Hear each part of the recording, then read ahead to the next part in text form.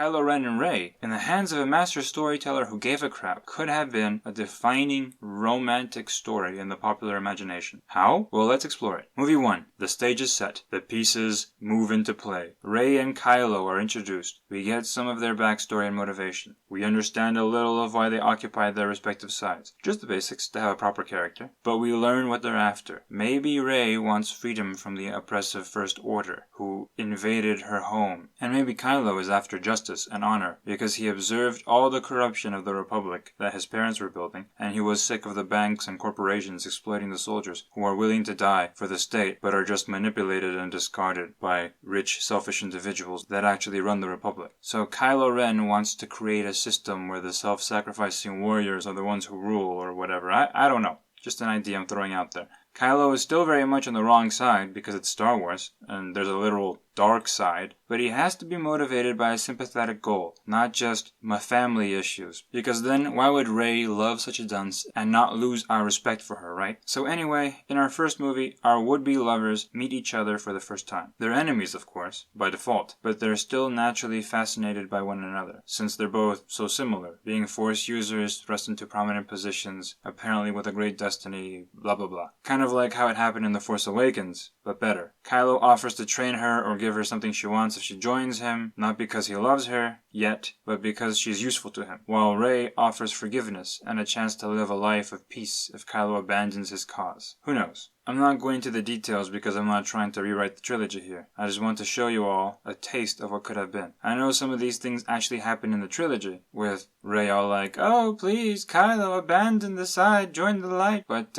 like I said, it doesn't come across as crucial to the romance. It just comes across as J.J. Abrams copying the original trilogy. The main difference in my scenario to what we got in the movie is that the dynamic that occurs in The Last Jedi should have occurred in the first movie. Instead of wasting our time with Maz Kanata or whatever, and instead of having a third Death Star run, for crying out loud, Kylo and Rey should have had a weird and antagonistic yet intimate interaction where they learned something crucial about each other and learned to sympathize with one another. Maybe Rey learns about how Kylo was a warrior of the Republic, but the Republican system utterly betrayed Kylo Ren and his squad of soldiers by leaving them to die on a pointless mission meant only to enrich the banking clan or something. Or it was a pointless war to get space oil in space Iraq or whatever. Rey also learns how Kylo Ren was the only one to survive, and he spent weeks watching everyone he loved die as they waited for a rescue that never happened because it wasn't convenient for the people in charge of the Republic. Maybe he had a girlfriend or a best friend in his squad who was destroyed horribly right in front of him. Who knows? This is a rush idea I'm putting out there, but this is better than the Luke being retarded scene that we got that made Kylo Ren turn evil. The important thing is that Rey witnesses how much Kylo Ren loves the men and women in his command. She learns that he isn't a monster, he's just misguided. Anyway, on the other side of things, maybe Kylo Ren learns that Rey believes in the Republic because the First Order attacked her village and put her into a forced labor camp to fund their war effort, but she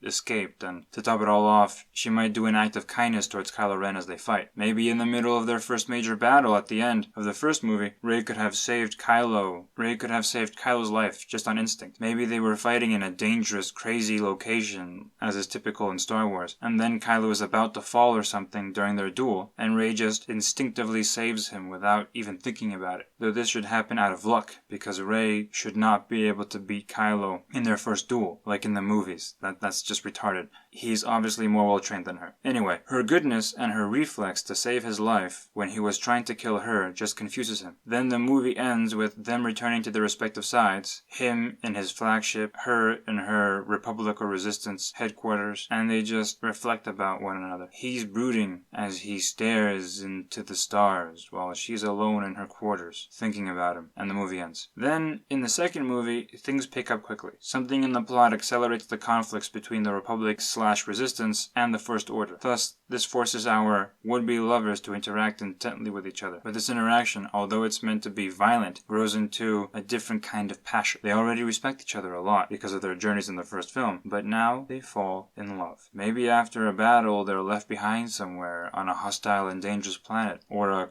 crumbling space station, and they have to cooperate to survive, since they're alone there and their respective factions had to leave quickly. And in their fight for survival together, as they cooperate, as they're forced to cooperate, they fall in love. For one moment, they can forget about the Republic, the First Order. They can forget about polarized politics, and they can just be together as human beings that fight against the hostile nature of the universe. And they kiss. Right now, for the first time in the trilogy, in the second movie. They throw it all to the wind, the conflict, the different ideologies, and they give themselves over to their feelings for each other. In that moment of vulnerability, when they need each other to survive, they hold on to one another. In the back of their minds, both are painfully aware they are enemies, but both hope that they'll be able to convince the other to change sides. I mean, they're both good people, right? Surely it's just a misunderstanding, and the other will come to their senses, right? But this moment of bliss doesn't last. The two are rescued, or make it out, and they return to the reality of war. But it's different now. They're going through an inner conflict. They're agonizing about everything. They reflect on themselves, on their convictions on this war, but they still try to save the other and turn the other over to their side. During these movies, both of them are training in the Force, right? She's training in the light and he's training in the dark. And their struggle becomes also a metaphysical struggle as they try to convince the other of their religious beliefs, in addition to the whole political conflict. This tension-filled relationship becomes a point where all the conflicts and plot elements intersect. Light versus dark, republic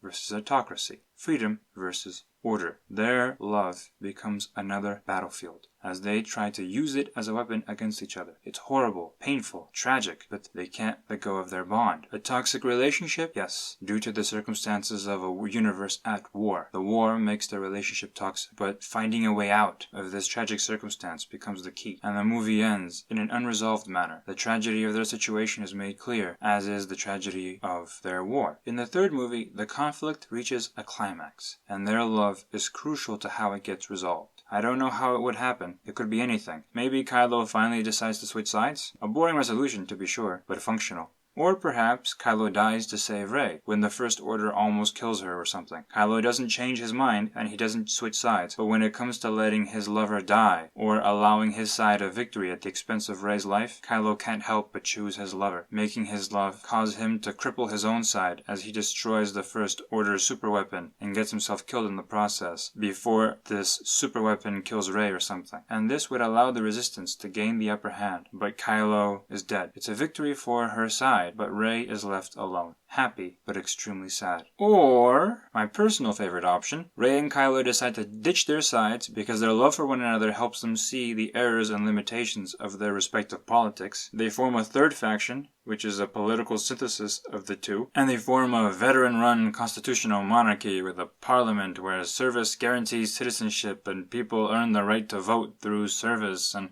the power of the banks is limited, but so is the power of the autocrat. That would just be amazing. But anyway, in conclusion, the Reylo romance could have made the sequel trilogy unique. And most of all, it could have redone the dynamic of the original trilogy. If you think about it, Star Wars was always about two people who love each other, but are on opposite sides. First it was Vader and Luke.